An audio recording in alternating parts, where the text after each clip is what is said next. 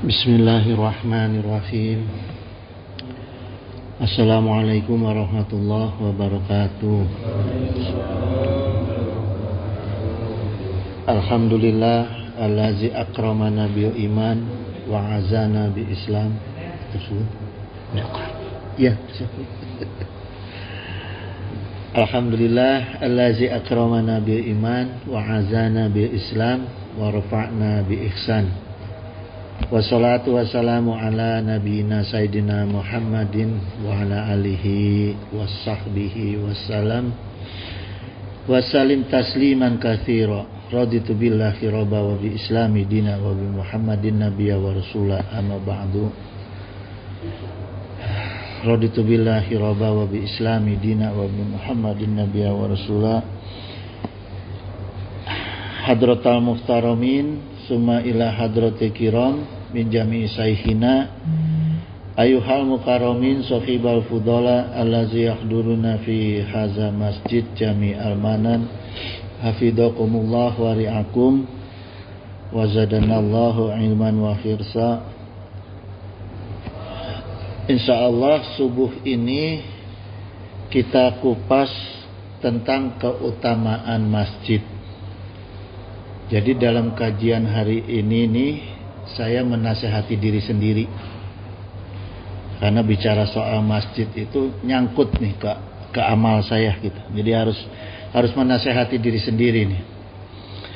Ayyuhal ikhwan, wa qala Nabi sallallahu alaihi wasallam, al masjidu baitu kulli mu'minin gitu. Jadi masjid itu adalah rumah setiap orang yang beriman.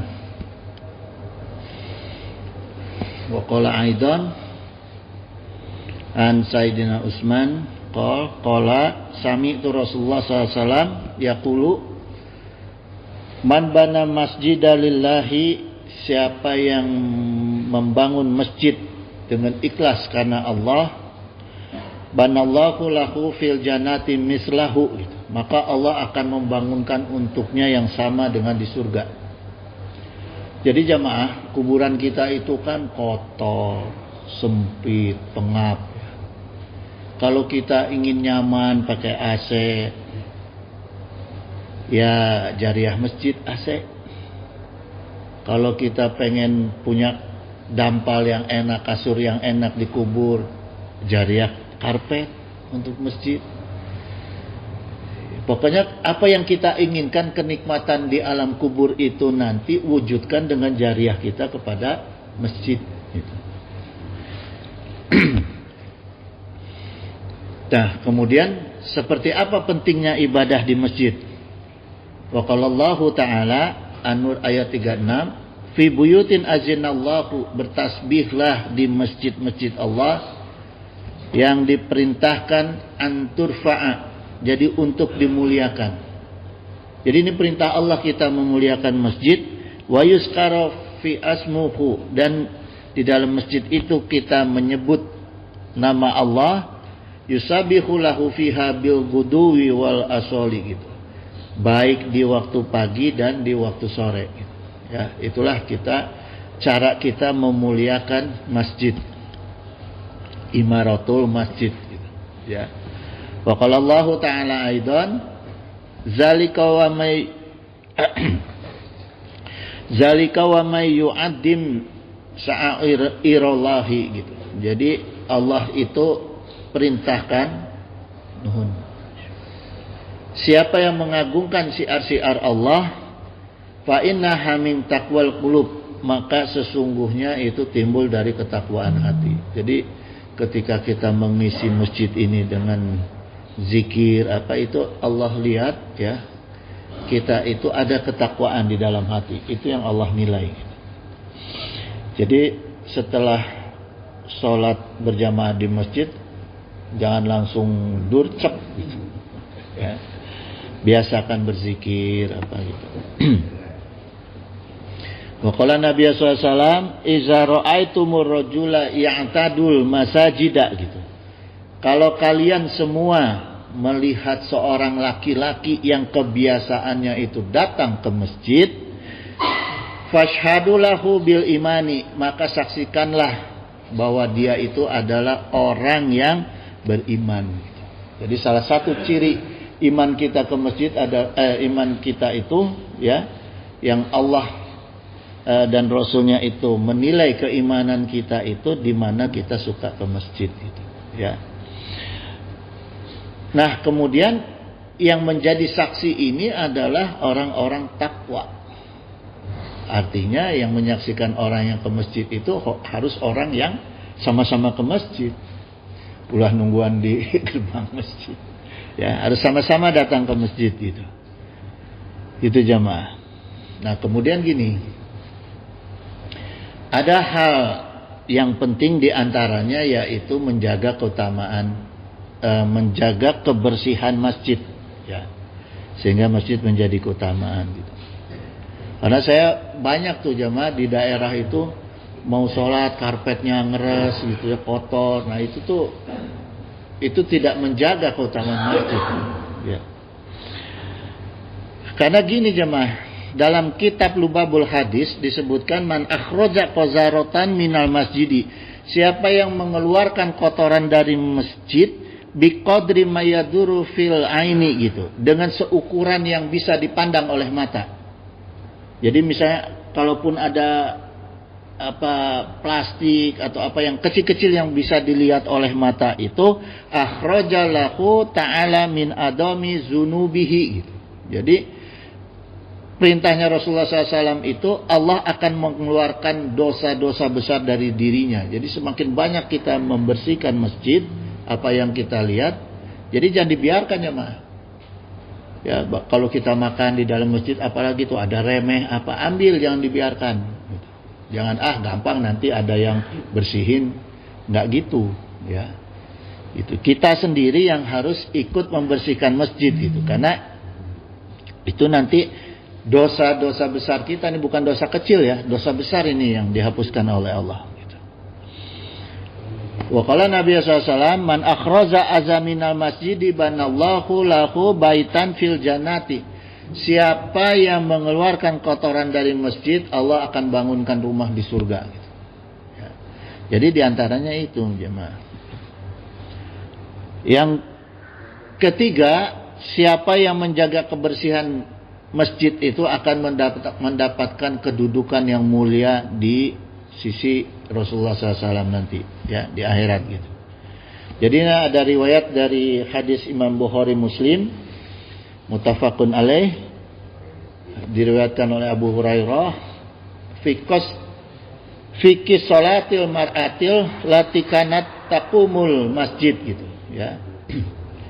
Jadi ini gini, ini diceritakan dalam hadis ini tentang mar'atil, seorang perempuan kulit hitam, ya, fikana takumul masjid, yang biasa suka bersih-bersih masjid. Jadi suka nyapu di masjid itu, ya. Nah, kemudian fasa'ala anha nabiyyu sallallahu alaihi wasallam faqulu gitu.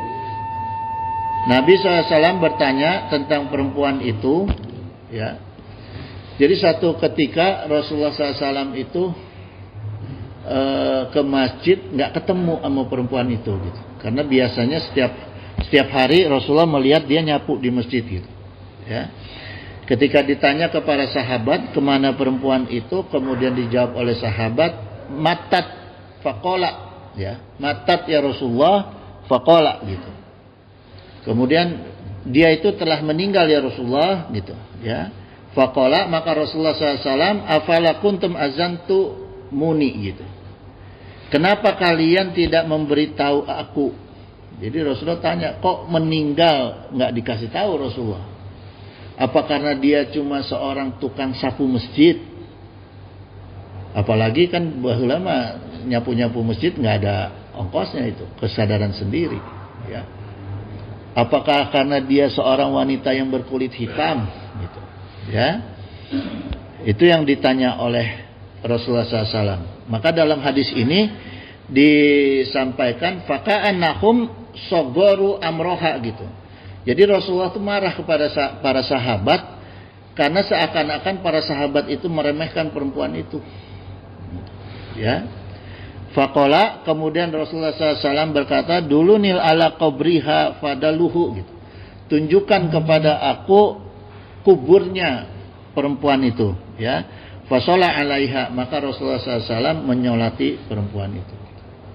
Ya, karena sahabat waktu itu dalam riwayatnya nggak berani memberitahu kepada Rasulullah karena meninggalnya malam. Rasulullah sedang tidur, nggak berani membangunkan, langsung dikuburkan gitu. Ya. Nah, saking Rasulullah mencintai orang-orang yang suka membersihkan masjid itu, marah itu Rasul. Sekalipun lagi tidur harus dibangunkan gitu untuk ikut menyolati gitu ya. Itu jamaah. Jadi mulia orang yang suka membersihkan masjid gitu, ya. Lebih mulia dari presiden. Ya. Hah? Oh, jabat teras. Yang dibersihin laci teras itu. Ya. Kalau pejabat teras yang dibersihinnya lain. Waqala Nabi SAW dari Abu Musa radhiyallahu anhu qala Rasulullah SAW, inna adaban nasi ajron fi sholati gitu. Sungguh sebesar-besarnya pahala manusia di dalam salat itu, ab'aduhum ilaiha mamshan. Shin ya, mamshan. Jadi sebesar-besarnya pahala orang yang sholat, maksudnya ini di dalam masjid ini adalah orang yang berjalan yang paling jauh, ya. Fa'abaduhum, lalu yang lebih jauh lagi. Jadi semakin jauh kita jalan ke masjid, mau naik mobil, mau naik kendaraan, mau jalan kaki, ya, itu semakin besar pahala kita. Jadi kalau yang dekat aneh. Kalau yang dekat nggak ke masjid aneh ya. Sedangkan yang paling jauh ini semakin jauh semakin besar pahalanya jemaah. Ya. Walazi yang tadi rusolata hatta yusolliyaha ma'al imami gitu. Dan orang yang menunggu sholat sehingga dia dapat mengikuti sholat bersama imam, a'damu ajran minallazi yusolliha sumayanumu gitu. Sumayanamu. Jadi lebih mulia pahala yang melakukan sholat itu kemudian dia tidur. Jadi orang yang udah jalannya jauh ke masjid, datang ke masjid masih menunggu imam, ya, itu pahalanya besar sekali tuh. Gitu, jemaah ya. Jadi jangan ada, wah jauh, cari yang dekat, enggak. Ya, yang baiknya itu cari yang jauh gitu. Waqala Nabi SAW an Buraidah radhiyallahu anhu qala basyiru masai fi dulami ilal masjidi. Jadi sampaikan kabar gembira kepada orang-orang yang jalan di dalam kegelapan menuju ke masjid-masjid. Jadi ini lebih gede lagi pahalanya kalau kita jalannya dalam keadaan gelap. Isya, ya. Makin takut makin gede pahalanya. Gitu jemaah. Gitu. Itu yang nganterin jin Islam itu nanti. Ya, jadi misalnya seperti mau sholat subuh nih, kita pahula-hula datang ke masjid. Dulu jangan nunggu azan dulu baru berangkat. Ya. Gitu. Semakin jauh semakin gelap, maka binuritami yaumal kiamati, mereka itu akan mendapatkan cahaya di hari kiamat. Ya. Karena kiamat itu nanti jemaah, perjalanan kita melewati jembatan Shiratal Mustaqim itu gelap sekali. Tidak ada setitik pun cahaya kecuali amalnya. Dan masing-masing orang yang membawa cahaya amalnya itu tidak bisa menerangi orang yang di sebelahnya. Cahayanya itu hanya untuk dia sendiri. Jadi jangan berharap numpang sama orang bawa lampu, jangan. Di akhirat tuh nggak bisa seperti itu, ya. Hanya untuk kepentingan diri sendiri gitu. Nah, orang yang berjalan gelap-gelap ke masjid itu, doain saya ya jemaah ya, supaya rajin jalan di gelap hari ke masjid. Itu Allah kasih cahaya itu nanti. Jadi nggak akan pernah cilaka nanti di akhirat. Bahkan di dunia juga insya Allah dijamin tidak akan cilaka. Gitu. Ya. Jadi biasakan gelap-gelap itu jalan ke masjid, baik itu mau sholat subuh maupun sholat isya. Ya. Semakin jauh semakin baik gitu. Kemudian seperti apa manajemen masjid ya, yang sesungguhnya? Ini dalam kitab Al-Fatawa Al-Fiqhiyah Al-Kubra dijelaskan wa anal masjidah hurun yamliku. Nah, status masjid itu adalah merdeka. Jadi masjid itu tidak boleh dimiliki oleh siapapun, baik pemerintah, baik siapa aja yang membangun masjid sekalipun itu tidak bisa memiliki masjid. Ya. Jadi merdeka itu. Fala yajuzu at-tasarrufu fihi gitu. Maka tidak boleh menggunakan milik masjid yang sudah menjadi barang masjid itu nggak boleh dipakai sekalipun oleh pengurus masjid. Ya. Illa bima fihi maslahatun ta'udu alaihi, kecuali untuk kemaslahatan yang kembali kepada masjid. Masjid mengadakan acara kemudian pakai karpet masjid ditaruh di luar masjid boleh. Itu untuk kepentingan masjid, ya. Kemudian au ala umumil muslimina, atau kepada seluruh kaum muslimin. Misalnya ada tetangga masjid yang kemusibahan, meninggal dunia, butuh karpet masjid, boleh pinjam, ya. Boleh itu. Wa anama mujaradul maslahati al khosati, dan adapun untuk kemaslahatan khusus atau kemaslahatan pribadi itu fala yaktafi biha fi mithli gitu, maka tidak boleh ya sebagaimana yang disampaikan tadi gitu, ya. Tidak cukup baginya untuk bisa menggunakan alat-alat atau barang-barang masjid, ya.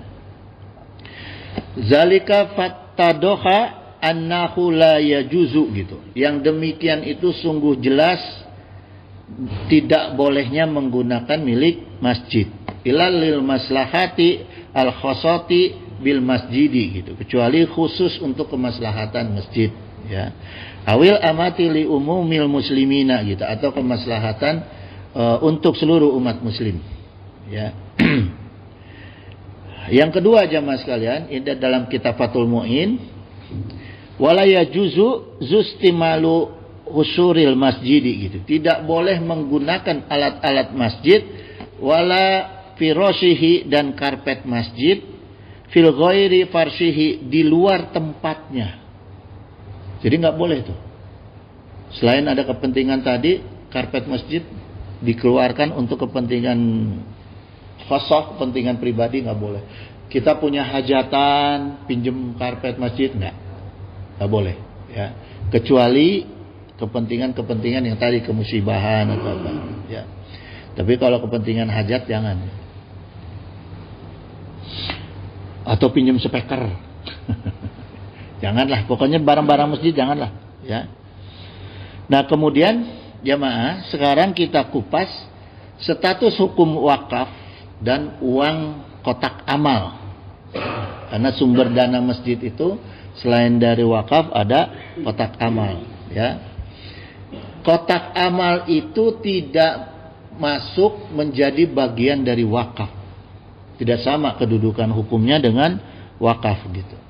Karena yang sifatnya wakaf itu harus permanen dan abadi.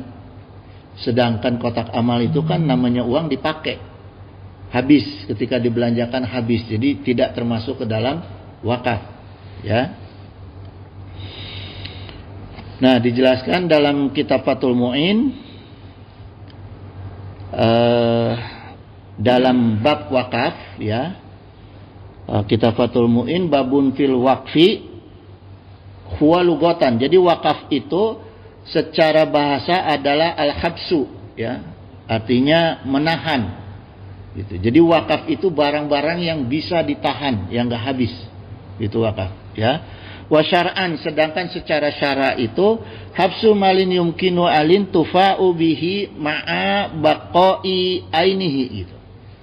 Jadi tujuan wakaf itu harus bisa mencegah harta benda yang bisa diambil manfaatnya supaya tetap dalam keadaan utuh Jadi barang wakaf itu harus yang sifatnya utuh, yang nggak bisa dipindah tangankan, ya itu wakaf. Biqati'it tasarufi gitu, dengan cara apa? Mencegah perbuatan orang yang ingin mempindah tangankan wakaf. Jadi pengurus masjid itu harus bisa tuh mencegah jangan sampai aset masjid itu pindah tangan gitu, ya. Fi raqabatihi ala masrafi mubahin wajihati gitu. Lalu mengawasi. Nah, tugasnya nazir ya, istilahnya nazir. Istilahnya nazir itu mengawasi juga penyaluran dan tujuan wakaf gitu, ya. Jadi nggak boleh tuh para nazir tuh harus benar-benar menjaga itu wakaf masjid, ya. Jadi kalau penerima wakaf itu disebutnya mauquf alaih gitu, ya. Ulama membagi dua nih. Kalau nazir itu pengelola, misalnya wakaf diterima oleh mauquf alaih, kemudian diserahkan untuk dikelola oleh nazir gitu, ya. Nah, kalau mauquf alaih itu dibagi dua. Ada mauquf alaih muayyan, artinya penerima wakaf yang terdiri dari beberapa orang tertentu. Jadi boleh yang disebut mauquf alaih muayyan itu seperti misalnya keluarga, boleh, ya. Jadi misalnya bapak mewakafkan kepada anak, ini untuk kamu jadikan masjid misalnya, itu boleh gitu, ya. Itu. Kemudian ghairu muayyan gitu. Ghairu muayyan itu ya umum sifatnya. Misalnya ke tetangga atau ke masyarakat, ya, diserahkan bangunan masjid beserta tanahnya itu supaya itu dikelola gitu, ya. Itu ghairu muayyan gitu. Kalau keluarga itu muayyan, ya. Gitu jemaah. Orang-orang fakir itu boleh tuh menerima wakaf, orang fakir miskin, ya. Kemudian dalam kitab Fathul Qarib dijelaskan wal waqfu jaizun bisalasi syara'iho gitu. Syara'ito, ya. Jadi hukumnya diizinkannya wakaf itu ada 3 syarat, ya. Jawaz itu diizinkan. Diizinkannya wakaf itu ada 3 syarat. Wa fi ba'din nusahi, dalam beberapa catatan di dalam kitab ini, wal waqfaju jaizun walahu salah satu syurutin gitu. Wakaf itu diizinkan dengan 3 syarat. Ahaduhal mauqufu, pertama, ahaduhal itu pertama, ya. Mauqufu, barang yang diwakafkan itu mimma yuntafa'u bihi gitu. Harus berupa barang yang bisa dimanfaatkan, ma'abiqai ainihi gitu, tanpa menghilangkan barangnya, atau artinya barang yang tetap gitu. Jadi jangan mewakafkan kendaraan. Mewakafkan itu harus barang yang tetap gitu, ya. Seperti bangunan, tanah gitu, ya. Wasani, yang kedua, an yakuna al waqfu ala aslin maujudin wa far'in la yanqati'u gitu. Dan yang kedua itu wakaf atas asli yang ada, yang tidak terputus. Jadi wakaf ini harus dibuatkan akte wakafnya yang bisa diwariskan. Jadi jangan wakaf kepada si fulan, kemudian si fulan meninggal, oleh anaknya dijual, nggak boleh tuh, ya. Jadi harus terwaris, tidak boleh terputus wakaf itu, ya. Jadi jangan sampai wakaf ini ke bapaknya aja, nanti sama anaknya dijual gitu, ya. Fa kharaja al waqfu ala man sayuladu lil waqifi gitu, ya. Maka tidak termasuk di dalamnya, ya, tidak termasuk fa'akhraja, tidak termasuk wakaf ala man sayuladu lil waqifi gitu, ya. Orang yang akan dilahirkan. Jadi misalnya gini, wakafnya itu untuk nanti anak saya yang lahir, nggak boleh. Ya, misalnya mewakafkan untuk anak yang akan dilahirkan, nggak boleh tuh. Jadi harus yang sudah wujud, yang sudah ada gitu. Ya, wakaf ditunda ibaratnya nggak boleh itu. Ya, wasalisu, dan yang ketiga, an la yakuna al waqfu, haruslah tidak terjadi pada wakaf itu fil mudurin bidoin musyalatin gitu. Ya, artinya gini, ini maksudnya di sini, ini istilah pepatah dalam bahasa Arab nih ya. Bidoin musyalatin itu artinya huruf do yang terjulur. Ini pepatah dalam bahasa Arab ya. Jadi wakaf itu maksudnya kan do itu di dalam bahasa Arab mengucapkan lafal do, lidah nggak boleh terjulur. Karena kalau terjulur tidak jadi huruf do gitu ya. Jadi ini pepatah dalam bahasa Arab, maknanya wakaf itu tidak boleh dengan perkara yang diharamkan. Misalnya kita mewakafkan gereja dalam keadaan utuh, nggak boleh.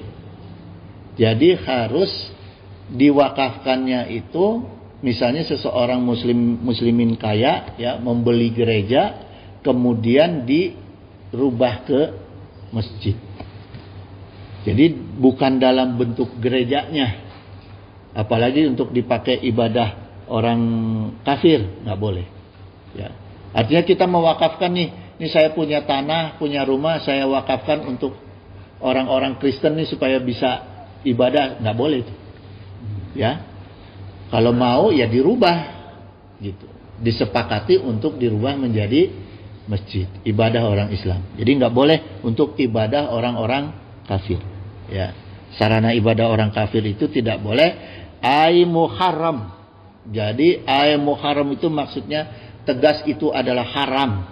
Ya, tidak boleh jemaah. Jangan sok asal hoyong toleransi, nggak bisa ya. Toleransi itu ada aturannya, nggak boleh gitu, nggak boleh sembarangan ya. Kemudian dalam kitab I'anatul Talibin, Ibnu Sobagi, beliau menjelaskan wa in malaka li ajlil ihtiyaji awi thawabi min ghairi sigoti kana sodakotan fakot gitu. Jadi ketika seseorang itu memberikan hartanya, ini perkara kotak amal ya. Ketika seorang itu memberikan hartanya ke dalam kotak amal atau hadiah, hal ini tidak ada sigot, artinya sigot ini rumus ya, tidak ada rumusnya dalam wakaf, jadi hanya menjadi sodakoh. Kalau yang sifatnya hadiah atau uang dalam kotak amal itu sifatnya sodakoh, nggak bisa dijadikan wakaf gitu. Jadi jemaah, ada baiknya kita itu DKM itu memisah mana orang yang memberikan hartanya ke masjid untuk dijadikan wakaf, ijab kabulnya mana yang sedekah. Jangan disatukan ya. Nanti karena hukumnya berbeda itu. Ya. Maka sah menggunakan uang kotak amal untuk memberikan bisyarah atau penghargaan takmir masjid yang sudah mengabdi untuk kemakmuran masjid. Boleh tuh memberi upah, memberi hadiah kepada takmir ya. Itu jangan dari uang wakaf tapi dari uang itu kotak amal ya. Hanya aturannya gini jamaah, harus lebih sedikit dari upah minimum. Jadi kalau upah minimum regional di DKI sekian juta, dia harus lebih kurang. Boleh menggaji pengurus masjid tapi jangan sama dengan orang yang bekerja mencari dunia. Karena hitungan ikhlasnya itu yang dihitung sama Allah lebih besar dari nilai dunianya gitu ya. Nanti kasihan dia, tujuannya mengharapkan ridho Allah, toto dikasihnya sama dengan upah minimum regional misalnya, jadi hilang itu ya. Jadi nggak boleh itu ya. Kemudian misalnya uang kotak amal itu digunakan untuk memberi bisyarah kepada khatib Jumat. Boleh, ya. Membayar listrik, membayar air, keperluan masjid. Nah, itu dari uang-uang kotak amal atau dari uang sedekah, ya. Nah, kemudian status hukum uang kotak amal itu adalah sedekah. Dan sedekah tidak perlu ijab qabul. Kalau wakaf perlu ijab qabul, ya. Kalau sedekah tidak perlu.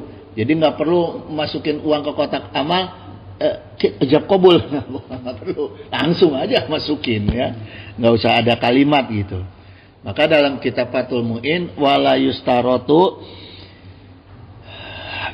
yustaratu alijabu wal qabulu qat'an fi sodakoti gitu. Tidak disyaratkan ijab kabul dalam hal sodakoh. Ya, yang penting ikhlas di dalam hati, nggak perlu ijab kabul. Gitu. Jamaah fidakumullah wa ri'akum. Nah, sekarang bagaimana kita mengatur penggunaan speaker masjid, pengeras suara? Ya. Ini dari sebelum dulu zaman Menteri Agama kemarin ngatur-ngatur speaker masjid, sudah ada istilah di antara umat Islam. Ada yang anti speaker, ada yang menggunakan speaker, ya.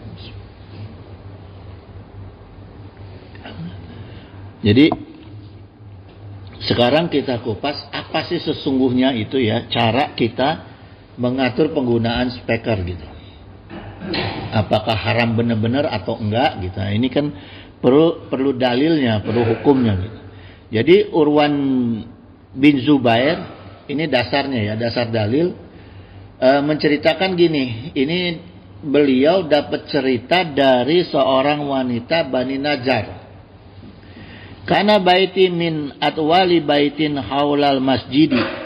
Jadi dulu rumahnya wanita dari Bani Najjar ini rumah yang bangunannya paling tinggi di sekitar Masjid Nabawi, ya, di Madinah.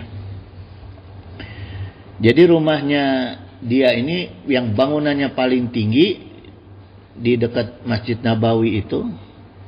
Kanat baiti min adwalin baitin haulal masjidi gitu. Ya. Wa kana Bilalun yu'azinu alaihi fajro gitu. Dan Bilal itu suka melakukan azan subuh di sana. Jadi diperintahkan oleh Rasulullah SAW, Bilal itu kalau azan di atas rumahnya wanita Bani Najjar tadi, ya, orang Ansor, gitu. Maknanya apa jamaah? Azan itu harus keras supaya kedengeran. Ya, jadi kalau mau mengikuti sunnah sih sebetulnya walaupun pakai speaker, muazinnya jangan di sini, di atas, ya, di atas menara. Walaupun dia pakai speaker, karena di Masjidil Haram itu muazin itu di menara.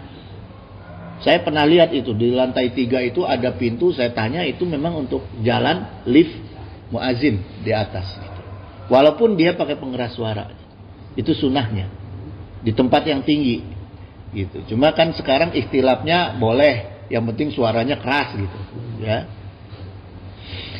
Gitu. Itu mah ada ulama, tenang aja, ada yang ngatur ulama. Gitu jamaah. Jadi azan itu harus suaranya harus terdengar sejauh mungkin. Mungkin kalau dulu sudah ada teknologi speaker, Rasulullah gunakan pakai teknologi speaker, ya. Khusus untuk azan. Nah, kalau untuk qomat, ada baiknya tidak menggunakan speaker untuk qomat, ya. An Abu Hurairah radhiyallahu anhu wa qala Nabi sallallahu alaihi wasallam iza sami'tum al-iqamata famshu ila sholati wa alaikum bisakinati gitu. Jadi kalau kalian mendengar suara iqamah, itu diperintahkan oleh Rasulullah SAW itu tetap jalan dengan sakinah, artinya dengan tenang, jangan sampai lari. Nah, sedangkan iqamah itu kalau kita dipakein speaker mau tidak mau orang suka lari tuh. Ya. Karena apa? Karena ada hukum masbuk. Toh sholat itu masih bisa sah sekalipun kita terlambat. Gitu. Ya, masih bisa nyambung bersambung ke yang mengikuti jamaah. Gitu, ya. Jadi masih bisa dapat pahala sholat berjamaah. Jadi nggak usah lari, nggak boleh lari. Ya. Sedangkan kalau iqamah di speakerin kan membawa orang itu untuk lari itu. Ya. Kemudian dalam Al-Fatawa Al-Hindiyah ya itu menjelaskan gini, wa mina sunati ayatiya bil azani wal iqamati jahran rafi'an bihima sautahu gitu. Disunahkan agar azan dan iqamah itu suaranya ditinggikan. Artinya jangan suara pelan, tapi harus sekuat tenaga, ya. Harus sekuat tenaga, harus ditinggikan. Ila anal iqamata ahfadhu minhu tuh. Ya, jadi kecuali untuk iqamah ya harus dipelankan. Jadi lebih pelan dari azan. Kan kita nggak mungkin ngatur suara speaker. Iqamah speakernya dikecilin, enggak. Jadi udah aja begitu mau qomat matiin aja speakernya. Gitu, ya. Hakaza fin nihayati wal bada'i itu.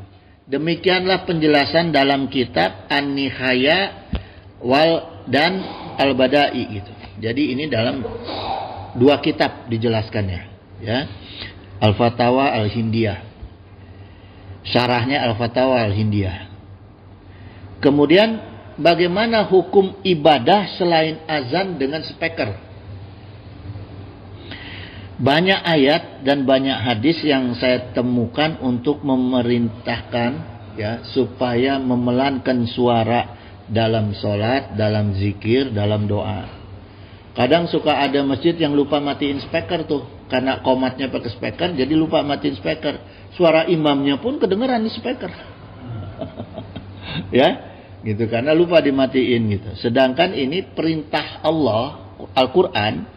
Al-Araf ayat 205, waskur rabbaka fi nafsika tadarruan wa khilafatan gitu.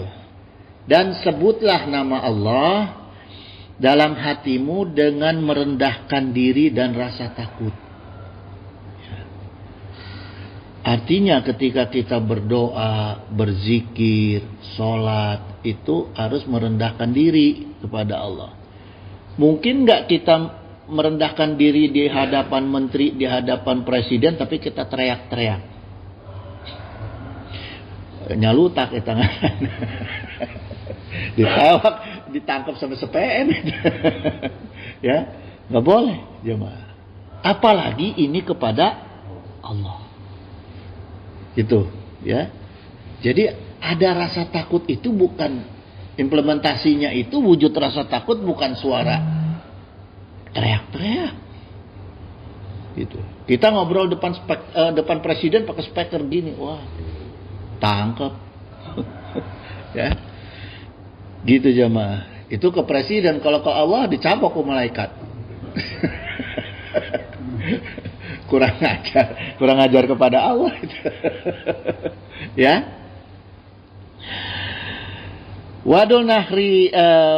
Wadunal jahri minal qauli bil guduwi gitu, dan tidak mengeraskan suara. Ini Quran ya. Jelas ini kalimatnya. Tidak mengeraskan suara di waktu pagi ya. Wal asoli walatakum minal ghafilin, dan di waktu sore, dan jangan kamu termasuk orang-orang yang lalai. Jadi kalau kita mengeraskan suara dalam zikir ya, dalam sholat, dalam doa itu termasuk orang-orang yang lalai, ghafilin. Maka ada kitabnya Tanbihul Ghafilin, ya, gitu. Untuk mengingatkan orang-orang yang lalai. Wa qala Nabi SAW, ayuhan nasu arba'u ala anfusikum innakum laisa tad'una asama wala ghaiban. Hei manusia, kata Rasulullah nih ya, Rasulullah bersabda, arba'u ala, maksudnya arba'u ala itu seperempatkan, kalau terjemahan kosakatanya mah di seperempatkan, artinya dikecilkan, ya, diturunkan, dikecilkan anfusikum, jiwa kamu, innakum laisa tad'una asama wala goiban gitu, ya. Sungguh kalian itu sedang tidak memanggil zat yang tuli, dan kalian sedang tidak memanggil zat yang goib. Orang yang biasa bicara keras itu kan kalau berhadapan dengan orang yang tuli dan yang tidak ada. Orang manggil orang yang di balik tembok kenceng-kenceng tuh karena nggak kelihatan, supaya terdengar. Sementara Allah itu maha mendengar. Dan Allah itu wujud. Bila aku diteriak-teriakin kita. Tidak sopan sekali. Ya. Gitu jemaah. Jadi jangan tuh kalau doa, kalau apa pakai speaker tuh ya. Gitu. Karena kita sama dengan merendahkan, menghinakan Allah. Gitu. Innakum tad'una sami'an qariban gitu. Sungguh kalian itu memanggil Allah yang maha mendengar dan maha qariban, maha dekat. Maha dekat, sangat dekat dengan kita. Gitu. Ya. Ya bapak minta duit bari gogoakan dia tampilin ku bapak. Dicarekan. Ada orang sia emang aing tuli. Gitu. Ya. Wa huwa ma'akum, dan Allah itu selalu bersama kita. Ini ditegaskan oleh Rasulullah. Ini hadisnya riwayat Muslim nih. Ya sahih, hasan sahih. Jadi Allah itu selalu bersama kita. Ngapain kita teriak-teriak sama Allah? Ya, nanti Allah malah menjauh. Oh, kita biasa dekat sama orang yang ngomongnya teriak-teriak kan kita pasti menjauh dan liar atuh. Ya, itu jemaah. Gitu. Bahkan Rasulullah SAW itu menegaskan gini, mangdara adarallahu bihi gitu. Siapa yang mengganggu orang lain maka Allah akan mengganggu dia. Ya. Wa man syaqallahu alaih, dan siapa saja yang memberatkan orang lain maka Allah akan memberatkan dia. Nah, coba jemaah. Habis sahur bulan puasa nih, pernah kejadian. Habis sahur, aya pengajian. Ya. Bari suaranya kenceng di speaker teriak-teriak. Atau orang yang lagi mau tidur habis sahur kagak. Suaranya cempreng deh. Ya. Nah, ini gak boleh. Rasulullah perintahkan, tegaskan kalau orang yang mengganggu orang lain itu Allah ganggu dia.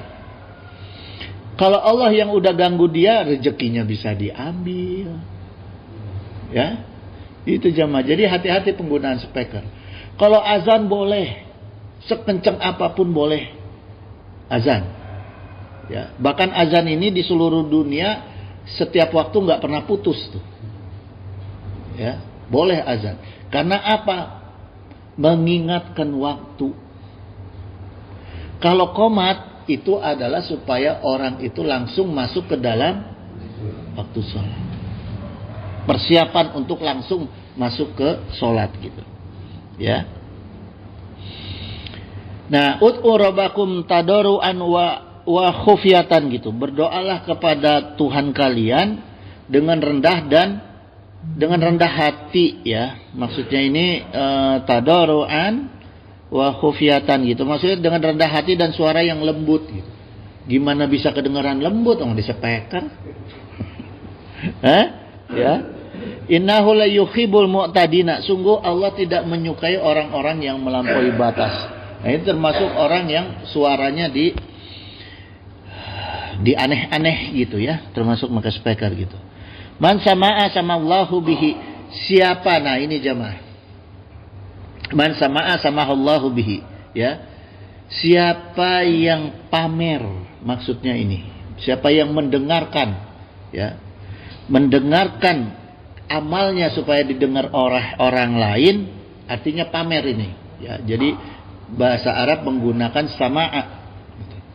Jadi orang yang suka memamerkan amalnya dengan suaranya, ya, maka Allah akan pamerkan dia keburukannya dia.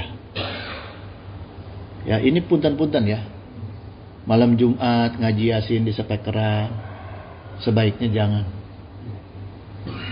Ya, udah aja dah di dalam masjid mah kedengeran atuh. Buat apa orang luar ngedengar? Bisi kita yang sudah niatnya baik, hati ikhlas, membuat dosa orang lain. Orang lain jadi suudon atau jadi sebel. Si fulan ya ria. Padahal mau orang ikhlas. Tapi kan membuat dosa orang lain tidak boleh. Ya, gitu. Jadi ada baiknya amal ibadah selain azan, jangan dispekerin lah di masjid tuh ya. Nggak perlu kedengaran orang lain, kan kita beramal itu ngaji doa apa yang pengen didengar tuh oleh Allah, bukan oleh manusia. Dan kita berdoa pada manusia diberena ge paling sabaraha sih. Ya pulan minta duit, tambah make speaker mal dibere pogo. Ya, gitu. Allah juga begitu jamaah. Kita harus memahami kedudukan Allah, memahami zat Allah, ya, memahami asma Allah. Di situ juga ada sifat Allah, ya. Gitu. Jadi nggak perlulah baca speaker. Nah, nanti itu Allah akan pamerkan keburukan orang yang suka seperti itu. Ya. Kayak pesantrenna leutik di dalam kampung supaya kedengeran, supaya orang tahu di situ ada pesantren, hayo sholawatan make speaker digedein. Supaya orang yang mau wakaf datang ke sana. Enggak perlu gitu. Diantarkan ke Allah. Allahul lazi muqallibal qulub. Nggak usah pakai alat-alat seperti itu. Karena namanya makhluk itu hanya menjadi wasilah, ya, bukan tempat kita berharap kepada makhluk. Gitu jemaah. Man sama'a sama Allahu bihi. Siapa yang pamer, ya, supaya didengar ini tadi ya, maka Allah akan pamerkan keburukannya gitu jemaah. Jadi itu kita harus hati-hatilah, ya. Gitu jemaah. Kemudian gini, ini masih banyak ya mengenai masjid. Cuma kalau saya lanjutkan takut sayang ini. Lebih baik minggu depan aja ya. Minggu depan kita lanjutkan, kita tutup aja. Oh iya, ada yang nganter cucu, nganter anak.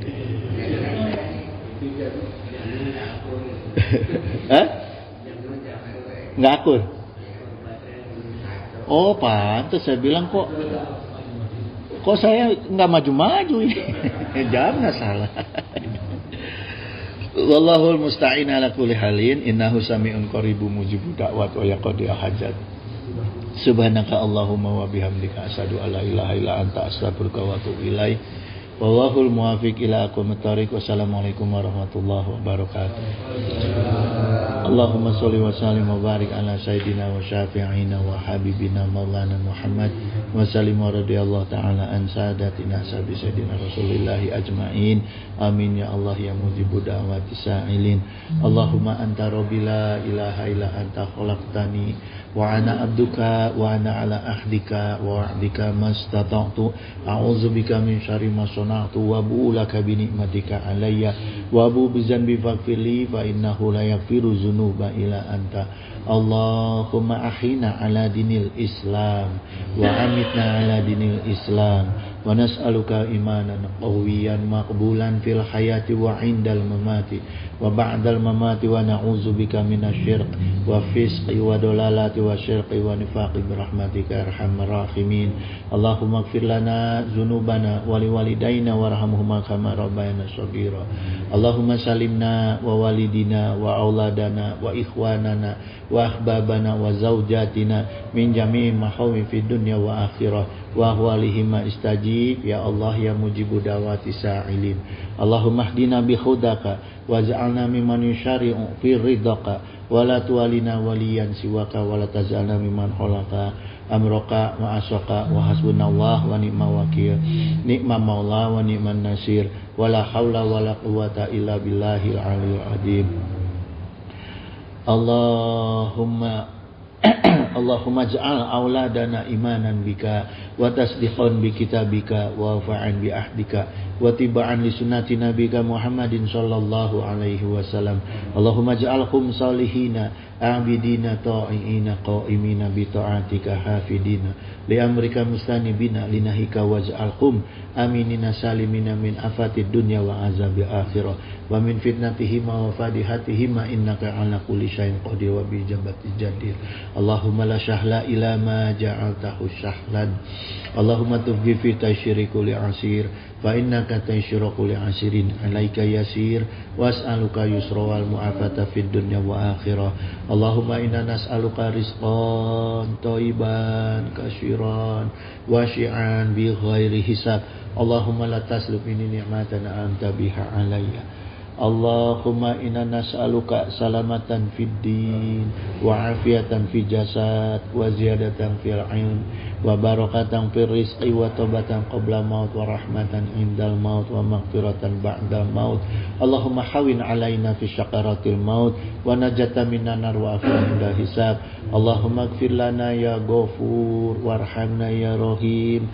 Allahumma ksif anna wasrif anna wadfa'na al-bala'a wal waba'a wa ghalaa wa ta'una wa fitana wa mihana wa khumuma wa gumuma wa khuruba wa ahzana wa syada'ida wa syara'da'ida wa syarad dhalimina ma la yaksifuhu ghairuk. Wa sallallahu ala sayyidina Muhammadin wa ala alihi wa sahbihi wa sallam. Subhana rabbika rabbil izzati amma yasifun wa salamun ala mursalin walhamdulillahi rabbil alamin. Al-Fatihah. A'udzu billahi minasyaitonir rajim. Bismillahirrahmanirrahim.